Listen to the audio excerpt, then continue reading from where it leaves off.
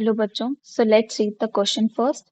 Which substance of secondary wall makes the wall impermeable? A. Suberin, B. Cutin, C. Pectin, D. Lignin. तो हमसे question में पूछा जा रहा है कि कौन सा सब्सटेंस जो है वो सेकेंडरी वॉल को इम्पर्मिएबल बनाता है। तो सबसे पहले हम देख लेते हैं इम्पर्मिएबल क्या होता है।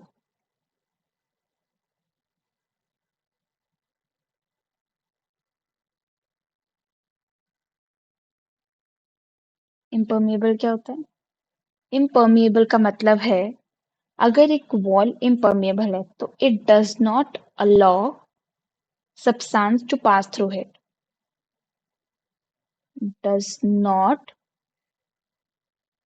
allow substance to pass through it. तो अब हम अपने ऑप्शंस में देख लेते हैं। सबसे पहला ऑप्शन जो है वो है सबमरीन, सबरिन। तो जो सबरिन है वो वो पानी को पास नहीं होने देता है, बट ये एक पैच की तरह प्रेजेंट होता है और पानी को पास नहीं होने देता कॉर्क में। बट ये प्रेजेंट कहाँ होता है? Inner to the primary wall, inner to primary wall. तो यह तो हमारा आंसर नहीं है, तो कट। सी है क्यूटिन।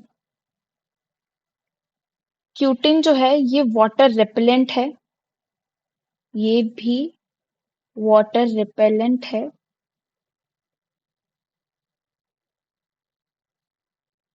और ये सबरिन के साथ ही प्रेजेंट होता है, अलाइड टू सबरिन। मतलब कि ये भी प्राइमरी वॉल में ही प्रेजेंट है। ये भी हमारा आंसर नहीं है। थर्ड जो ऑप्शन है वो है हमारा पेक्टिन। पेक्टिन जो है वो प्राइमरी सेल वॉल में ही प्रेजेंट है,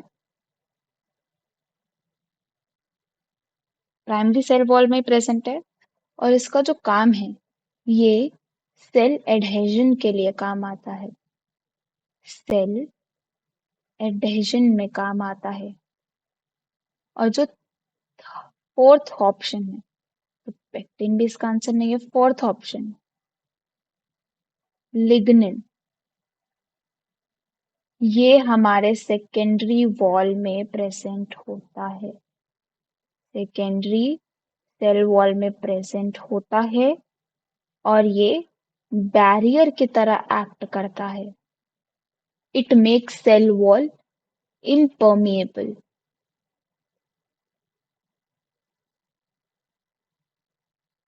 It makes the cell wall impermeable. So हमारे क्वेश्चन का राइट आंसर क्या है? हमारे क्वेश्चन का राइट आंसर है लिग्निन। ये सबमरीन, क्यूटिन और पेक्टिन सेकेंडरी वॉल के स्ट्रक्चर में प्रेजेंट नहीं होते हैं।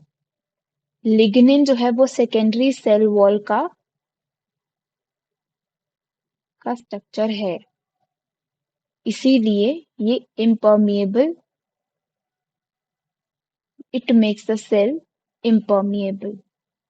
I hope you understood it well. Thank you. All the best.